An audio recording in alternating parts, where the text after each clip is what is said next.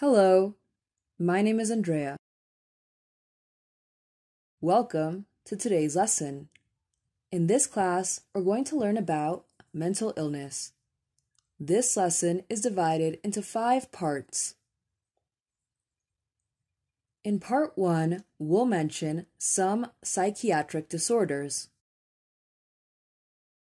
In part 2, we'll talk about substance abuse. In part 3, we'll talk about affective disorders. In part 4, we'll discuss neurotic and stress-related disorders. Finally, in part 5, we'll mention other types of functional disorder. Let's get started. We'll start with part 1, psychiatric disorders.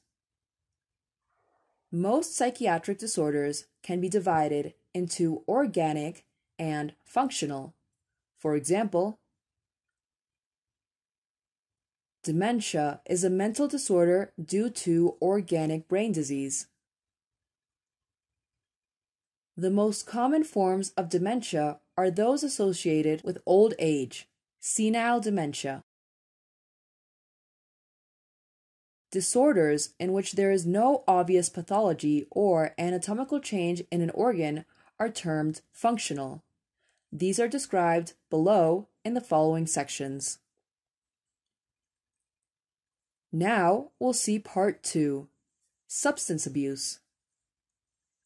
Abuse of a substance means using it in a way that is harmful. The most common forms of substance abuse are alcoholism and drug abuse. This can mean taking too much of a substance or taking it in moments that cause difficulty performing or harmful behavior. Severe substance abuse almost always requires treatment from a team of health professionals. Next is part 3, affective disorders. To better explain affective disorders, here is an extract from a medical textbook. Affect and mood are similar in meaning and refer to the emotions. For example, happiness or sadness. Affect tends to be used for temporary emotions and is expressed through manner of speaking, facial expressions, or behavior. Mood is used to refer to a more permanent emotional state.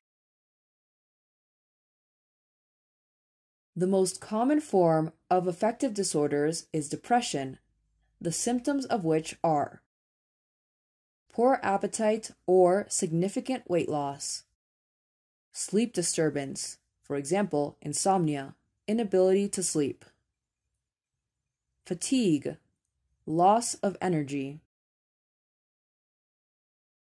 psychomotor agitation, excessive movement and thought, or psychomotor retardation, slowing of movement and thought.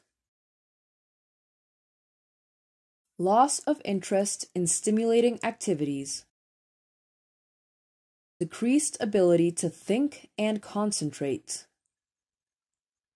Feeling that one is of no value to others or that one has done something wrong. Recurrent thoughts of death or suicide.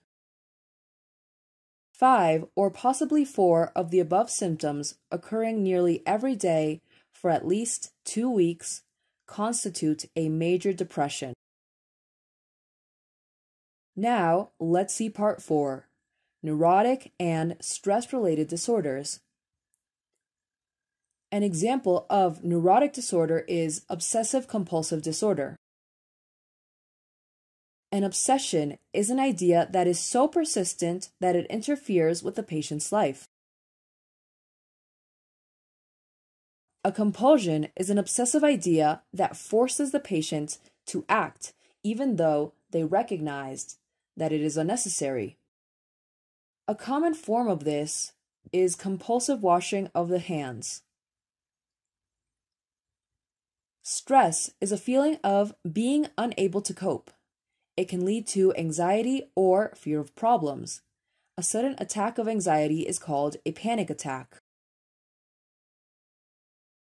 These are some of the most common forms of disorders, but remember that they differ very much from person to person. Finally, let's see Part 5. Other types of functional disorders. There is a vast variety of mental health disorders. To name a few others: behavioral syndromes associated with physiological disturbance, such as eating disorders. Disorders of adult personality and behavior, for example, personality disorder. Mental retardation, delayed mental development. Schizophrenia and other disorders in which there are delusions, false beliefs. That'll be all for today's lesson.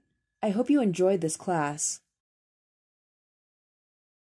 See you in the next lesson.